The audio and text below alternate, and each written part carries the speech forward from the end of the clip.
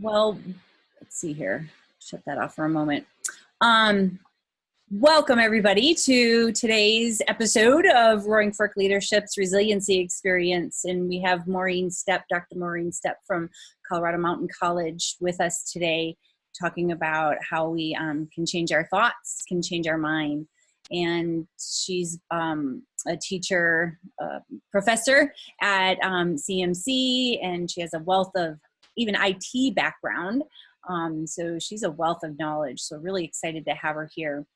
One of the things I just wanted to do a quick share. It looks like we do have a couple new people. So I'm going to go back to my screen share and just share with you this resiliency experience was built out of, a response that Roaring Fork Leadership saw that would be, we could fill a need in our community to provide some additional free 1-hour concepts around resiliency that can help you cope with what we're all experiencing. And just before everybody started to come on today, Maureen and I were just having our own, sharing our own experiences, which there's a lot of similarity, which at least for me, makes me feel a little bit more at ease that I'm in this with others, so that you feel supported and in the same place. And then now you get to support each other. So hopefully you'll feel some of that through today. But on the resiliency resource page we have, and you can get here right from our homepage.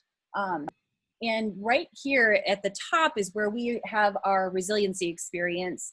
I'm gonna click that so that you can see all of the speakers that we have coming up.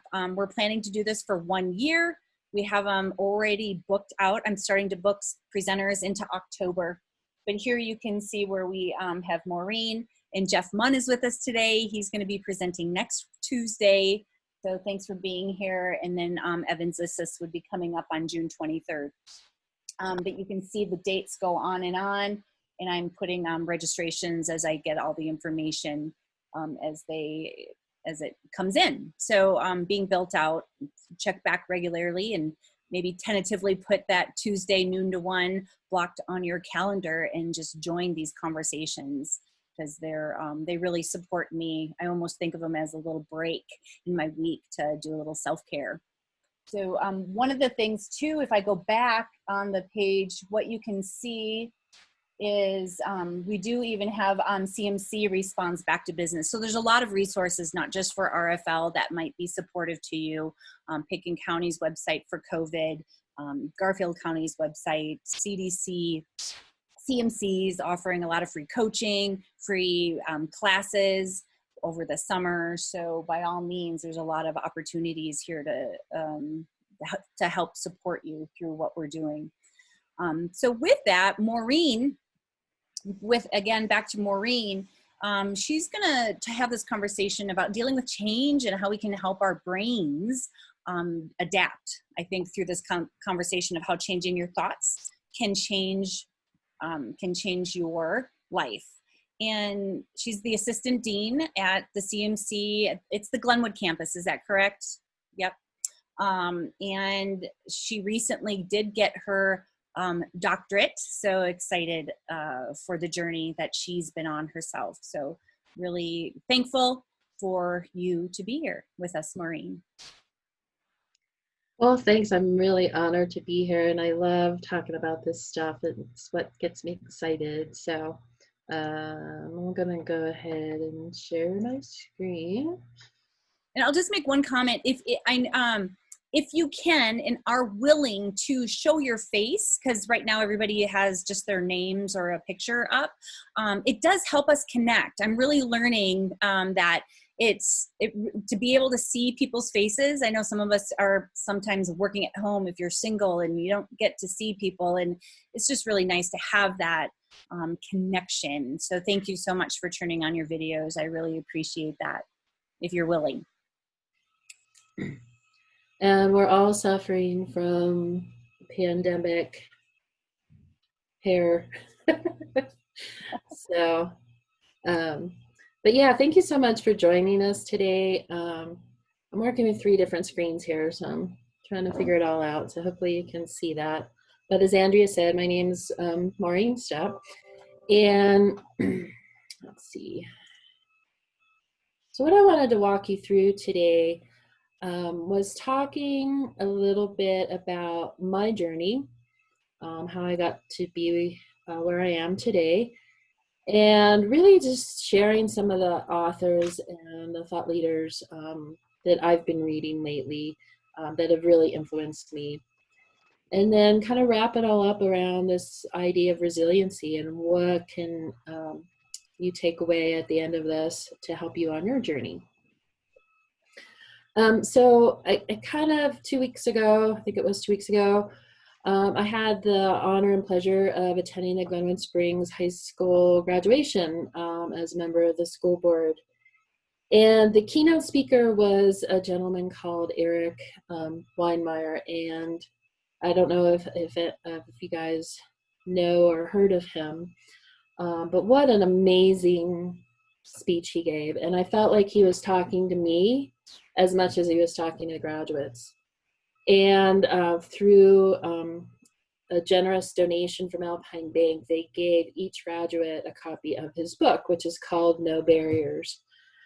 And so CMC brought Eric to the college a couple years ago as part of our 50th year anniversary celebration.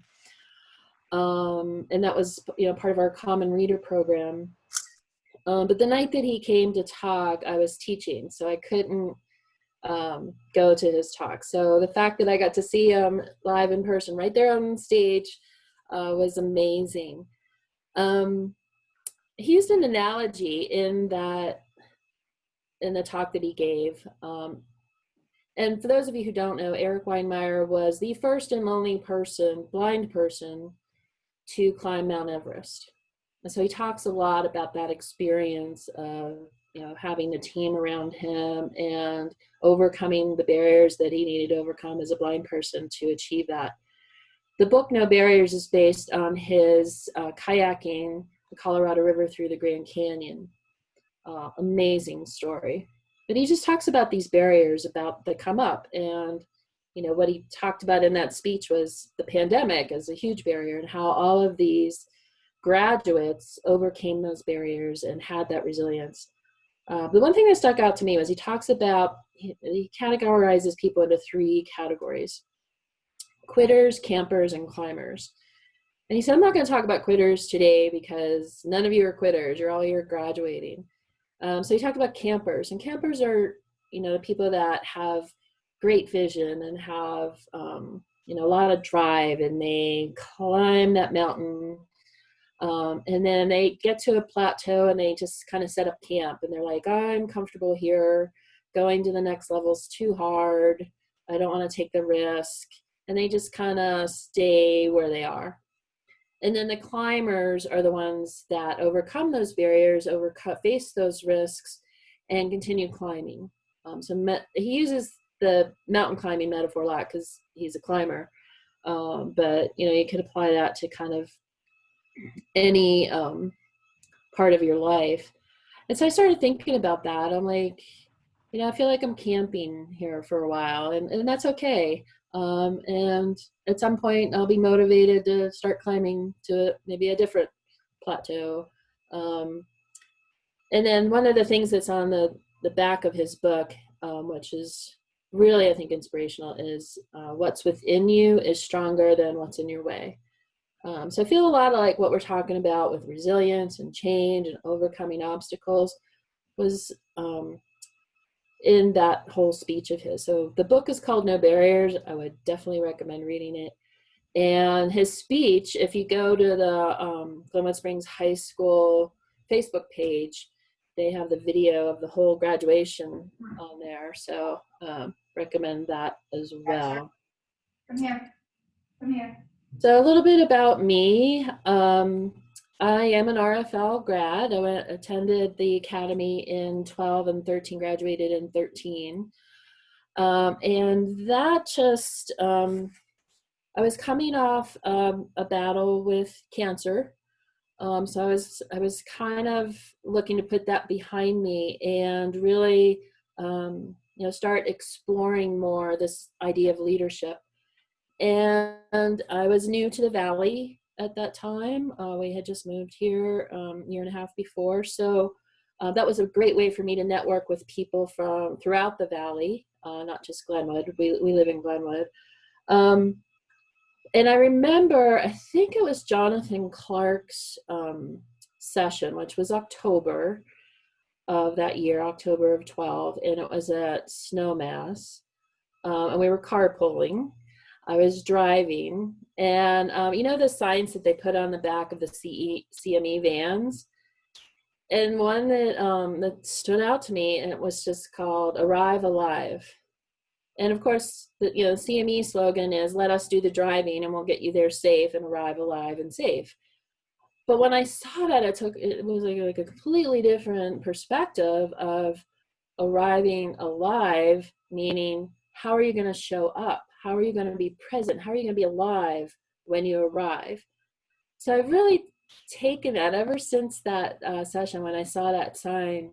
And I have a sign on my computer at work about, arrive alive. It's actually going to be a title of a book if I'm ever going to write it. But and then that journey took me on. I did start graduate school at DU in 16, and I graduated last year with a doctorate degree. And so I'm in my mid-50s, so that was a huge challenge for me. And I hadn't been in school in a very long time.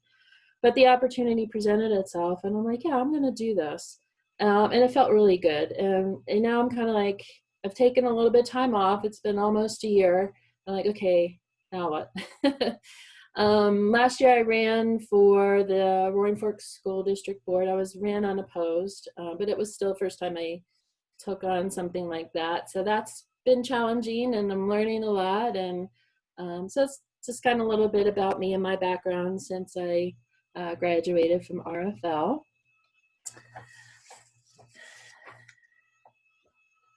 So what I want to talk about today a lot is about change. When I took the RFL Academy class, I really, after Ron Gager's session, I really started doing a deep dive into this concept of change. And why is it so hard for people to change? So if you want to put in your chat some ideas about what are the obstacles that people face, what are the barriers, why is it so hard for people to change? And think about these last couple months, right? And how much change we've had to go through. Think about what changes you've had to make to adjust to our new normal. Think about what's been frustrating for you. And if we want to share, and Andrea, can you? Yep, I can moderate the chat for you for sure. I don't have anything in there yet. I think for me, people a couple of minutes to. Got it. Sorry.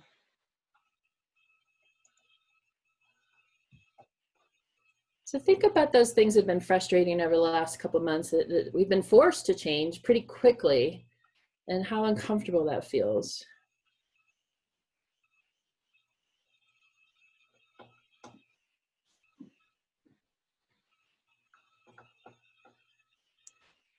So we got our first one in. Thank you, Lisa.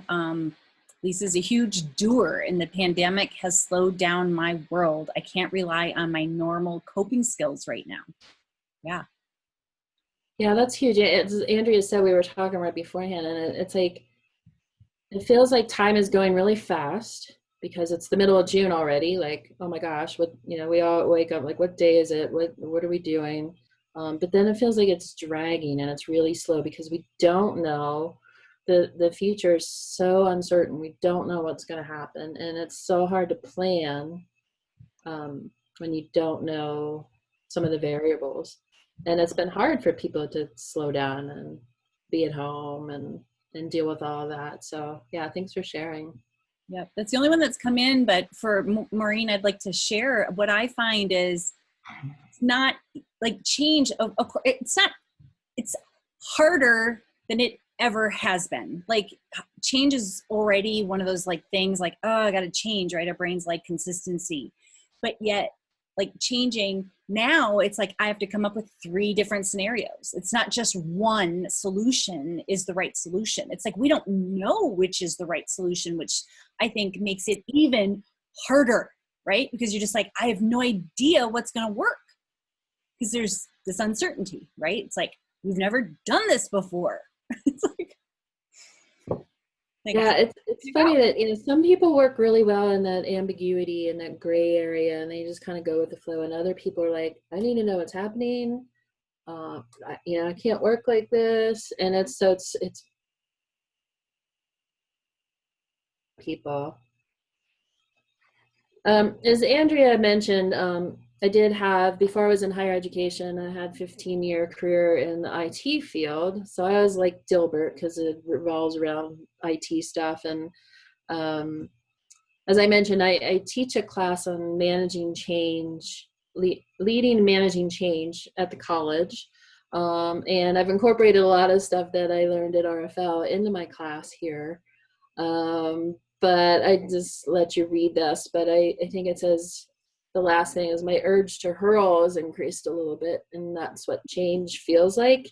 It's uncomfortable. And but on the other hand, there's a lot of change that we accept with open arms and we love. So think about getting married, think about having kids or a dog, buying a new house, like those types of changes, those are huge. And it does kind of make you want to hurl a little bit, but we accept those and we take that on with excitement. And but you know, other types of change, like what's happening in the pandemic, is we're resisting and we don't know how to overcome those barriers. Yeah.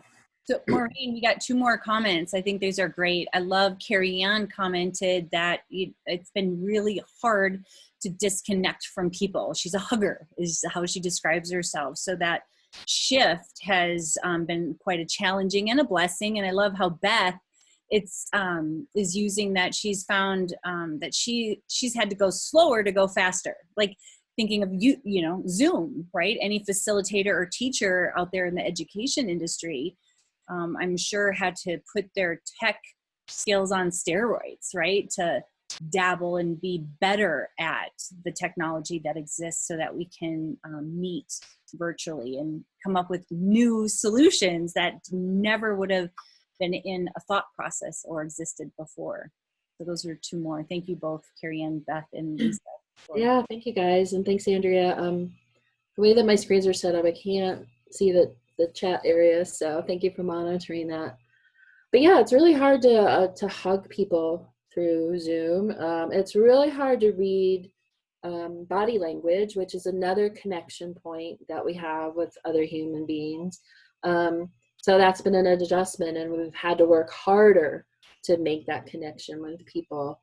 And we, you know, I find, especially in meetings, is, you know, you go to try to say something and then 2 other people are talking. And so monitoring and making sure that everyone's heard is extra difficult as well. But it's a change, and we can overcome those barriers if we're intentional about it. So as I said, after RFL, I dove into this subject as much as I could. Anything that I could read about change, I was just like a sponge. Like I wanted to learn. I wanted to learn more. So I wanted to share 3 different books that really made an influence on me. And the first one is called Switch: How to Change Things When Chains Are Hard by Chip and Dan Heath, which are both Harvard professors. And they have lots of other books. But I actually used this book in my class. And their kind of tagline is, for things to change, somebody somewhere has to start acting differently. So they talk about it, when it comes down to it, it's a behavior change. And they said the reason the change is so hard and it doesn't normally work, I don't know the exact percentage, but it's pretty high, like 70 to 80% of change initiatives fail, especially in the IT world. But they say that you have to look at human behavior, and the way that they describe it is that the brain has 2 sides. There's a rational brain and an emotional brain, and if you don't address both of those, the change is likely not to fail. And so with the rational brain, you have to direct and give clear direction. So they talk about clarity, and you have to say, why are we doing this and how are we going to get there? And a lot of you can probably relate to that. Is like, you need to know the why. Otherwise, forget it. The second side is the emotional side, which is much, much bigger and more important than the rational side. And what they talk about is, you have to find people's motivation, their desire, their why, and tap into that and make people see. So there's a lot of visualization with attaching to emotions. And you have to make it fun and exciting, so people want to make the change. And then the third part is they call shaping the path, or making the environment, removing obstacles and making it as easy as possible for people to make that change. So it's a great book. It's an easy read. They have lots of examples, and they put in a framework that's easy to understand. That's why my students love this book, because they like to know the how and why, and they break it down into these different steps. So it's a really great model for not only corporate change, but societal change, personal change. It works no matter what you're looking at. The second book that I read, and actually both of these books were recommended to me by one of my colleagues here at the college, is a book called Loving What Is by Byron Katie. And this was really life-changing for me. She talks about, and then Jonathan, if you were Jonathan Clark on Friday, he talks about, Werner Erhard talks about what so. Katie talks about loving what is. So it's like, when you argue with reality, you're going to lose, but only 100% of the time. So it's kind of coming to this, you quit believing all the thoughts in your head, and you ask yourself, okay, is this thought that I'm having that's causing me suffering and causing me strife, is it true? And how do you know it's true? And who would you be without that thought? And so she created a framework for inquiry about, if those things in our life that are not life affirming, that aren't helping us become who we truly are, by asking these questions of inquiry about the things, the barriers that are stopping us. Again, great book, great model. She's got lots of videos and stuff on YouTube.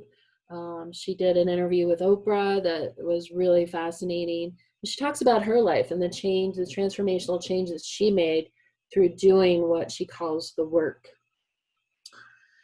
The third one that I read, and I'm sure most of you are familiar with Brene Brown. She's kind of all over the place now, but this was a book that kind of started me on the path, and I think I've read all her books by now, but I thought it was me, but it isn't.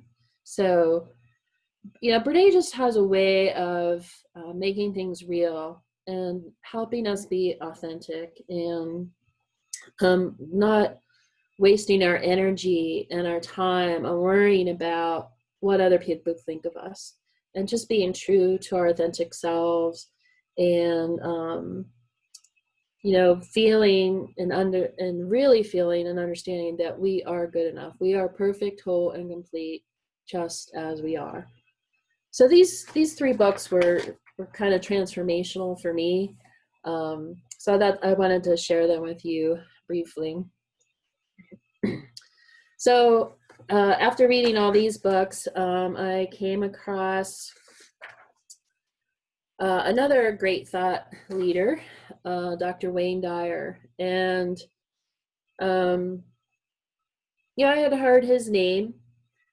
And the book, again, multiple books, multiple YouTube videos. He has a quiet authenticity about him. And I wanted to share a story. So my dad's been gone for 25 years now. And My dad was just one of those great men that he was a gentle giant, do anything for anybody. He was always there for us. There were 6 of us in our family. And he was there, moving every kid in and out of dorm rooms and apartment buildings, and for 4.5, 5 years, however long it took at college. And he was just there doing it. Like, that was his joy, to help all of his kids. And after he passed away, I realized later that he had been following Wayne Dyer, which it didn't strike me until years later when I started reading him. But he used to be on PBS a lot, and sharing his vision. And I was like, wow, I didn't realize that my dad was also going through this transformation change. And I wish at that time, when I was younger, in my 20s, that I could have connected with him on that. And I feel, 25 years later, as I'm going through this transformation and changing, that I am connecting with my dad, just in a different realm. But 2 of the books that I really enjoyed about Dr. Dyer, the first one is Change Your Thoughts, Change Your Life. In the beginning of that book, he has this quote by George Bernard Shaw's: "Progress is impossible without change, and those who cannot change their minds cannot change anything." You think about what's going on in our world at this time with the protests and the riots and the upheaval and the pandemic, and it's just, there's so much change going on, and it's also very polarizing.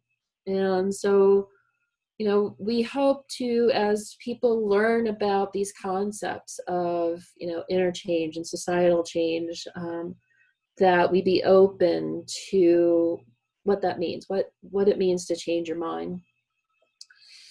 The book that on the left, when he says change your thoughts, change your life, is based on the work of Lao Tzu and the Tao Te Ching. And in that book, he takes all 81 verses of the Tao Te Ching that Lao Tzu wrote, 1000 BC, before Jesus and before the Bible, about ways of living. The Tao is another word for, in Chinese, the way. And so he talks about this as a way of living and a way of being and being mindful. So he takes all 81 verses and writes an essay about each one, about how it can be applied in the 21st century. So I'm working my way through them. I haven't gotten through all 81 yet. He took a whole year of his life and did this. So it's very inspirational, and I'm loving it as I work through that. Maureen, didn't he stripped himself of all material objects for that year, if I'm not mistaken, if I remember the story? Yeah, he closed the door on his, I think he had a townhouse, and he told his assistant, sell everything. And yeah, he got rid of all his possessions that he had been, gathering over the years of his life, like we all do. Yeah, he's living a much simpler life. And by doing that, by unclouding his existence, he was able to really connect with Lao Tzu and with his teachings. One of the, this is just occurring to me, but thinking and what Beth's comments, right? We got to slow down to go fast, or we got to see things differently to find solutions, or to see what's going to motivate us to change, right? Or to find our why we're going to change. And this slowdown, or let's say Dr. Dyer, when he got rid of everything, it's you get rid of that mental clutter, physical clutter, and all of a sudden it's you have this clean slate.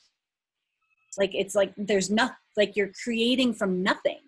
And I think what I find, even for myself, is I create from what I know, right? Which is helpful, but the experience you're talking about with Dwayne is to me, I'm seeing that he stripped it all. It's I'm starting fresh, especially using the Tao, 81 ways. Yeah, and so the change your thoughts, change your life. he did a PBS special. It's like an hour-long special or something. He did to help raise money for PBS. So that talk about him doing that is out there on YouTube. So again, it's just, he has such a quiet calm about him. And the story of his life, he made these changes when he was 65 years old. So it's another example of you're never too old to learn something new or make a change in your life. He talks about Louise Hay, who's another great thought leader, and the Hay House Publishing, and she made that change when she was 60. So these are incredible leaders and very inspirational to me in this change process that I'm going through. The book on the right, Excuses Be Gone, he kind of, I think that came after the Change Your Thoughts, Change Your Life. And what I love about this is, how you can change. So we all have those thoughts that have been going on in our head for a long time. And the other thing I'm learning is these thoughts could have been handed down from our ancestors through DNA and stuff. And it's called inherited trauma or inherited characteristics. I never even knew my grandmothers. They were both gone before I was born, and yet they have an influence on my life. I'm just learning about this now, epigenetics and inherited DNA. It's so fascinating to me. So those are the next books I'm going to read. But what he talks about here is, if you do change your thoughts and think about things differently, you will have a different outcome. And so I picked out some of the excuses. He talks about 18 different excuses that everybody has. And so I wanted to share some of them with you. So the first one is, have you ever said to yourself or heard somebody say, oh, that's going to be too hard. It's going to be difficult. And he has an opposite thing that you can say to yourself to overcome that excuse. So instead of saying, oh, it's going to be too hard, it's going to be difficult, you say to yourself, I have the ability to accomplish any task I set my mind to with ease and comfort. And doesn't that sound so much better? Now, as I said, everybody has these thoughts, these self-defeating thoughts. I'm not enough. I'm not good enough. And again, it could have been passed down from your parents or your grandparents.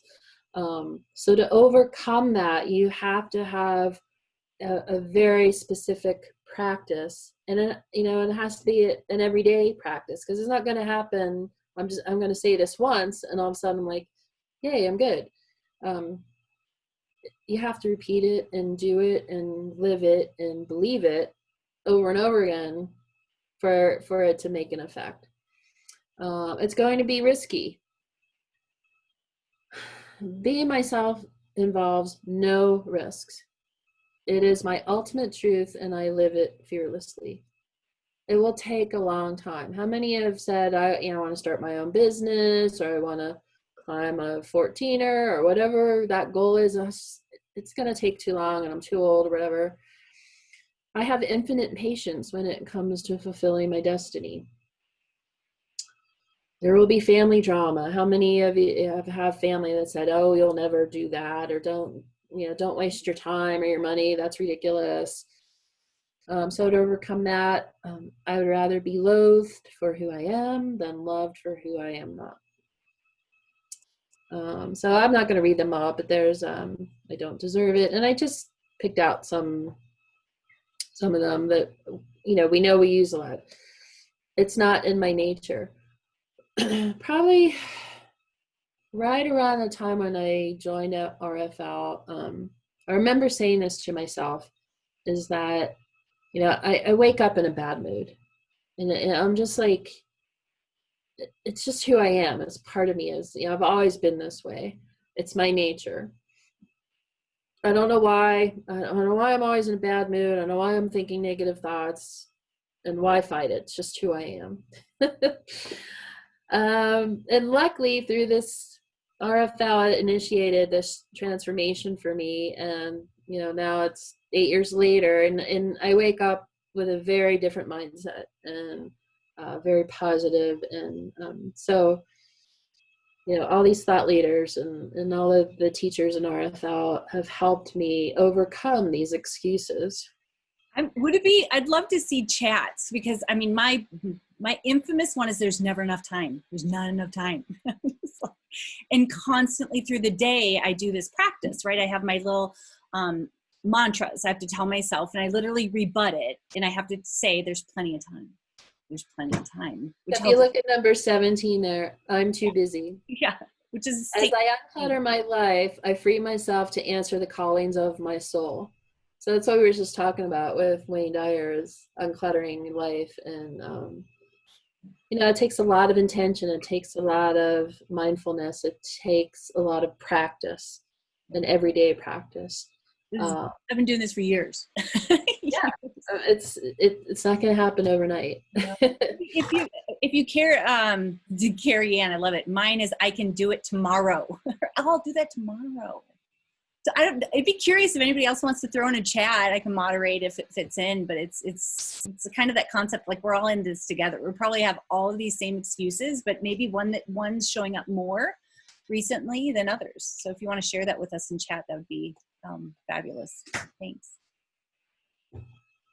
That was actually my the next question I had to put in the chat. So, what are some life-affirming practices that you employ to overcome these excuses, to overcome these negative thoughts?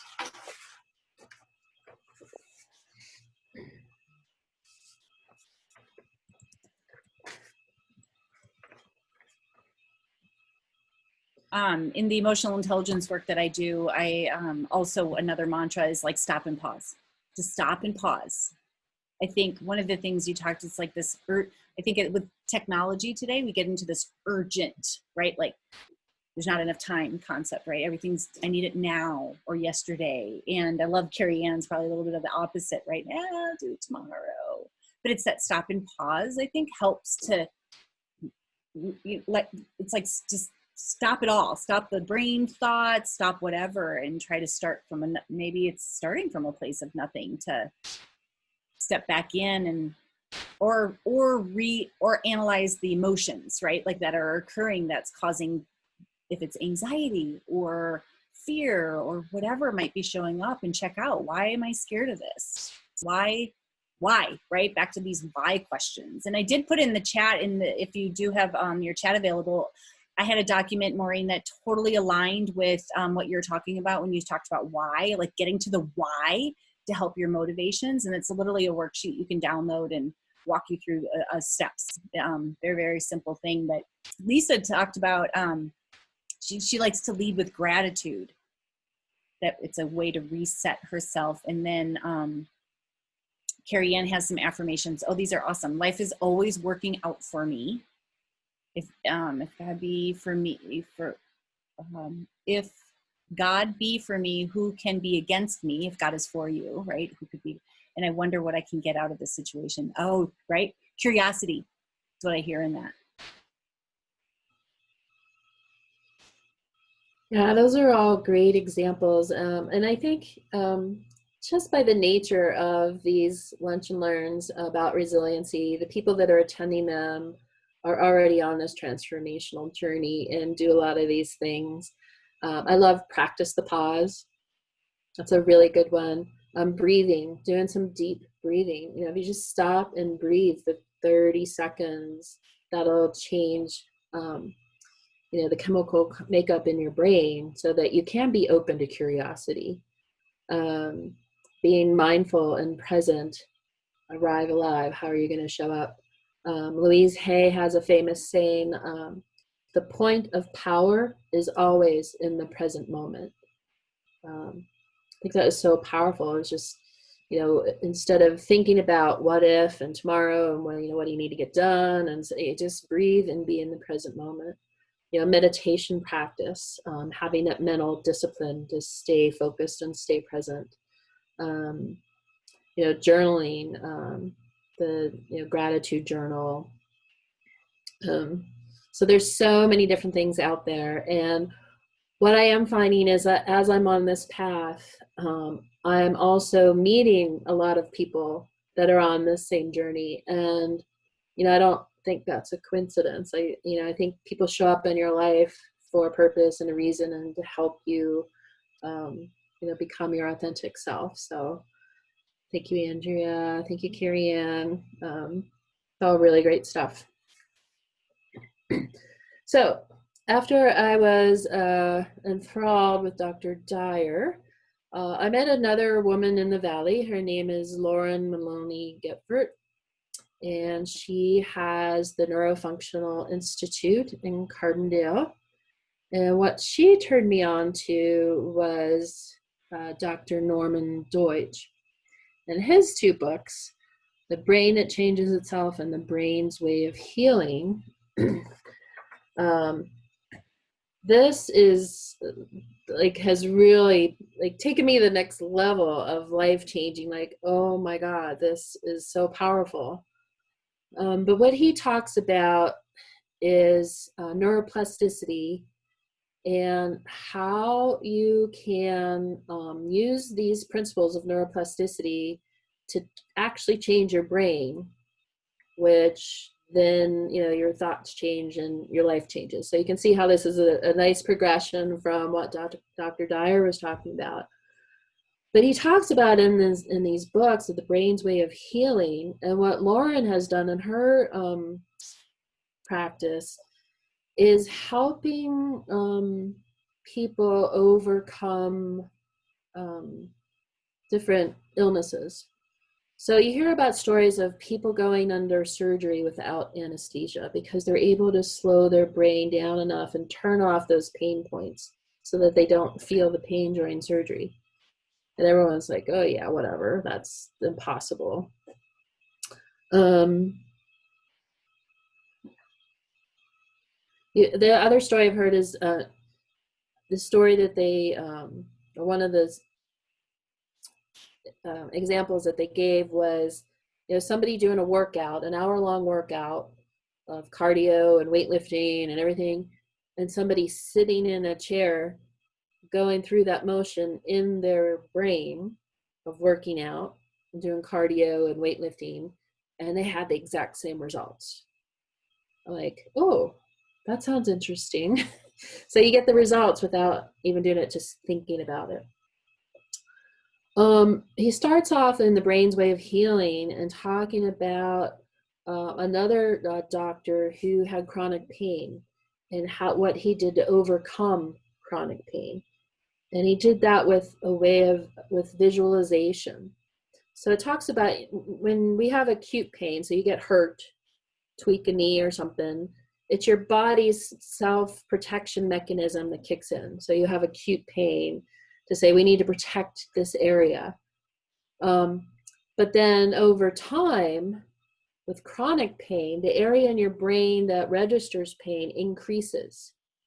And so it's bigger, so it happens more frequently. And it's kind of like this self-fulfilling prophecy, right? So more of your brain registers pain, so you have more pain.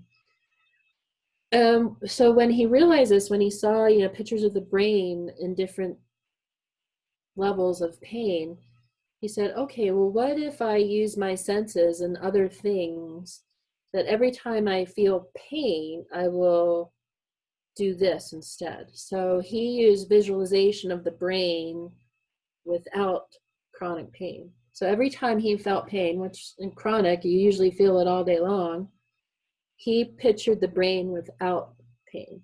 So he used visualization.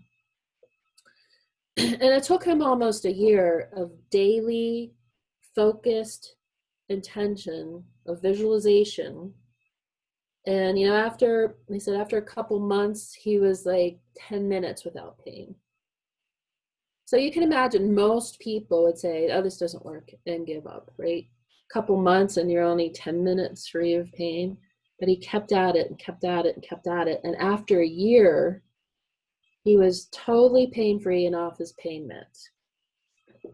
And he changed his brain, and the brain healed itself to not realize that pain.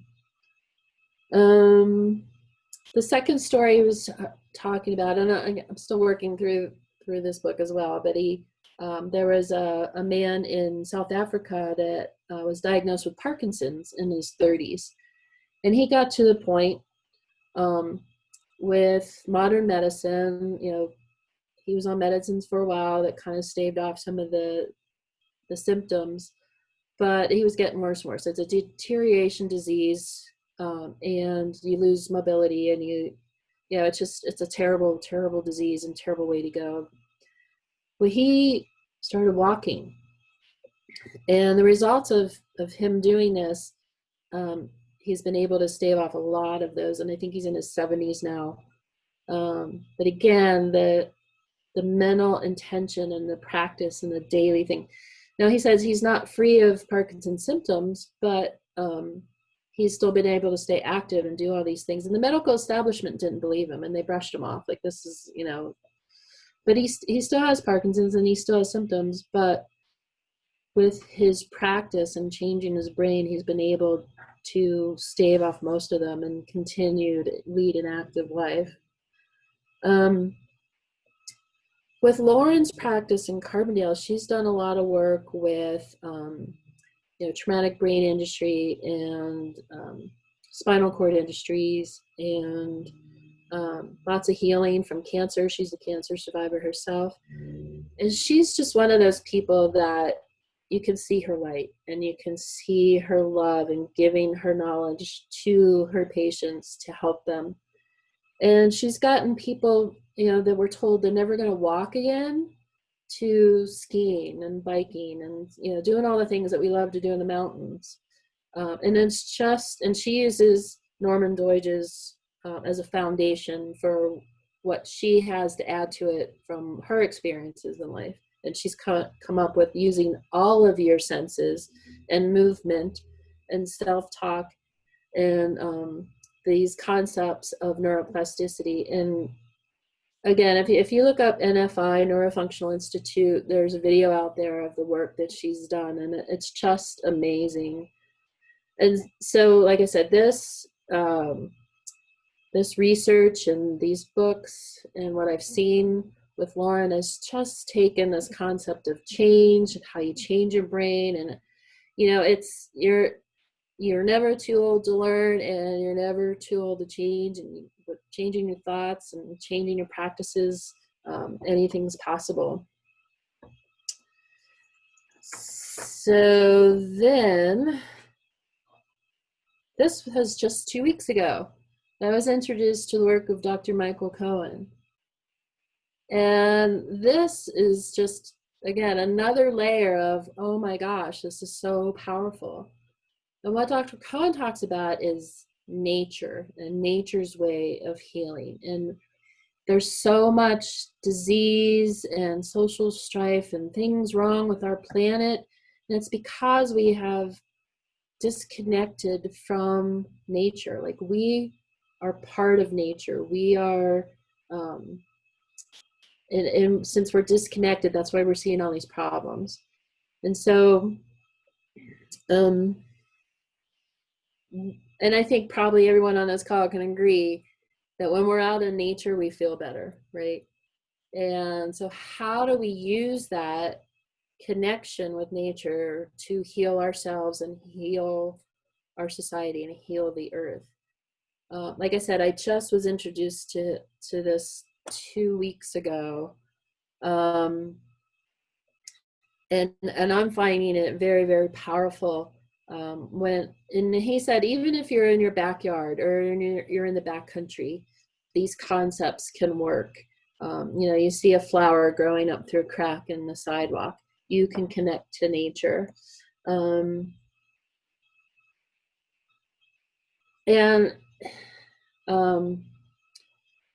still reading this. So in his research, so he is he's got an EDD and a PhD in the research of how nature can help heal us. It's so very fascinating. And somebody led a nature walk with his concepts of nature as a higher power and a healing power. I just have to share, this is really funny. So at the end of our nature walk, we were just try to tune in to the messages and the what we're experiencing in nature. And he talks about we have 54 senses, not just 5. But what are you feeling? What are you seeing? What are you hearing? What's showing up for you? Like, what could this stone or this twig mean? So at the end of it, I took my shoes and socks off, and like, okay, I'm going to connect to Mother Earth, and so I'm feeling the dirt and the grass on my feet, and then all of a sudden, my feet and ankles were covered with ants, and so I don't know. It's 2 weeks later, my ankles are still itchy, but so if you're interested in this aspect of transformation and healing change, I would recommend Dr. Michael Cohen's work. I'm finding it myself very fascinating and powerful, and I love being in nature and outside. And because we've been kind of stuck inside for a couple months, this was really powerful to show up at this time in my life. I sat down on a rock next to the Roaring Fork River, and I just started bawling my eyes out. And I'm like, what is going on? I don't even know what's happening here. But I realized I was so disconnected from nature. Like I didn't get the rest of my ski season in. I haven't been on a hike in a long time, and I haven't been on the river. And it was so powerful. It was such a visceral reaction that I realized, I need this. And so what the picture says there is, wilderness is not a luxury, but a necessity of the human spirit. And that connected with me so much. So Carrie Ann talked about gratitude. Having gratitude turns what we have into enough and more. Turns denial into acceptance, chaos into order, confusion and clarity, makes sense of our past, brings peace for today, and creates a vision for tomorrow. I thought this was a really powerful saying for what we're experiencing right now, the chaos. So I just kind of wanted to wrap up. I walked you through my journey of transformation and change, which is ongoing. I shared some of the books and the authors that have meant a lot to me. And so what I want to ask you, the last thing is, and please share in the chat, or you can turn on your microphone and talk to us too. So in your takeaway from this, what will you commit to changing in your life? And what is one small step that you can take today towards that change? So if you take that one small step today, so even if it's like practice the pause, another important question is, when can you do that again? When can you start that again? And going back to Eric Weinmeier's, like, okay, how will you recommit if something pops up that prevents you from that? How do you overcome obstacles that might arise? How will you show up differently? And how will you arrive alive? So I'll give you just a minute or two, think about those questions, maybe share some of that. What are you going to do differently?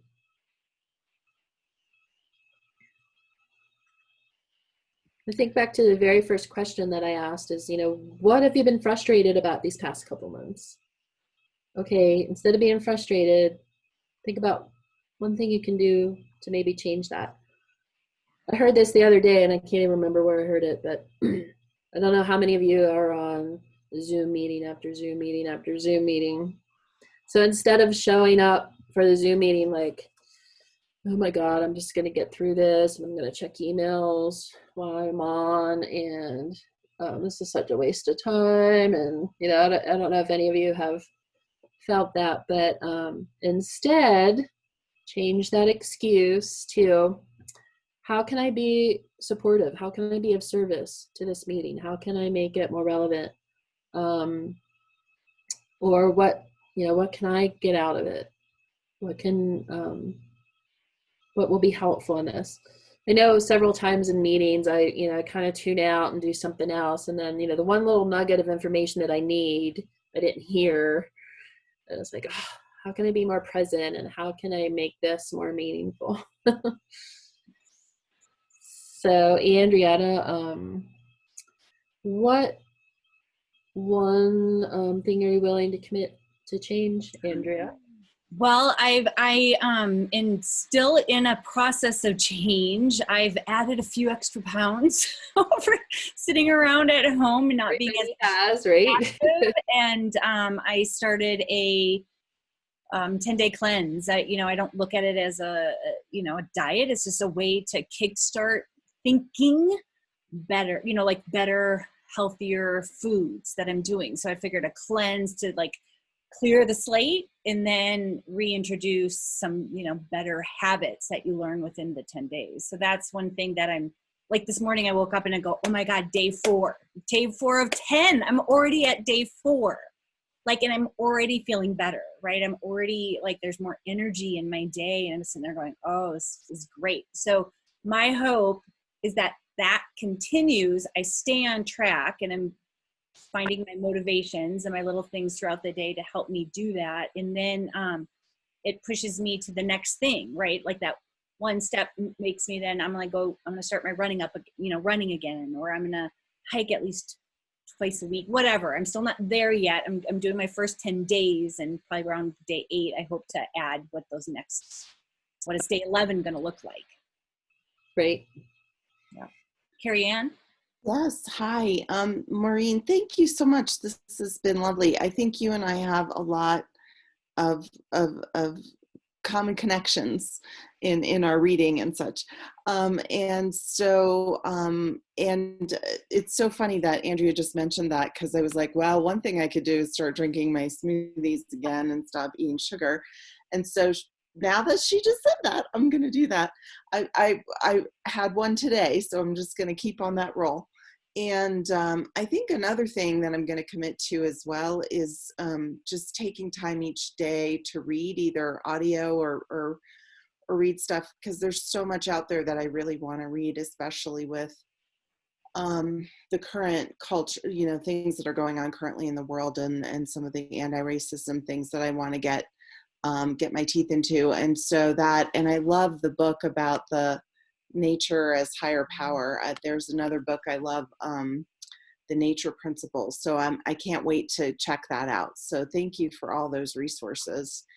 And I love the Arrive Alive thing. One of the frustrating aspects of recent weeks is my mom lives in Maryland, in DC, and she's been sick on and off, just lots going on with her. And I had to fly back there and see her, and she's doing so much better now. But just instead of the frustration and the anxiety and all that kind of stuff that comes with taking care of elderly parents, just being present in a different way. And so thank you for that reminder. I really appreciate it. Carrie, what was the name of that book again? The Nature Principle. Thanks. You're welcome. Got one more minute, Maureen. I don't if you have any closing statements, or I have anything else in the chat. Awesome. Well, I want to share something I'm working on. So take this for what it is. If you recognize the one on the left is Maslow's hierarchy of needs, and what it basically means is, you can't worry about safety until you've had your physiological needs met, and you can't worry about love and belonging until you feel safe, and so forth and so on. And so you work your way up this hierarchy to the top of self-actualization. And what I started thinking about this is, because of, this is like a foundational concept of psychology, and it kind of creates this feeling of, well, you can't do this until that. And so we put off this concept of self-actualization until, we're much older, because we're always like, oh, I don't have time for that now. And I have to, get a house and a car and a job. And, I have to work on these other things first. And, I'm kind of like, why don't we taught all these concepts to kids at school, and we work on all of them at the same time? So I created the circle. And it's just, I don't know that much about, I know Maslow was a mentor to Dr. Dyer. And so I need to read up on that a lot more. So probably more to it, but I'm just kind of like, why do we have to wait for this? Why do we have to wait till we're in our 50s and 60s before we become actualized? But I just wanted to just share that with you. Something that, yeah, when I'm working on my book, I'm going to work this in there somehow. But anyway, thank you all so much for joining us today. It's been an honor and a pleasure. And I appreciate that you took your time out to join. And let me know if you have any questions. Yep.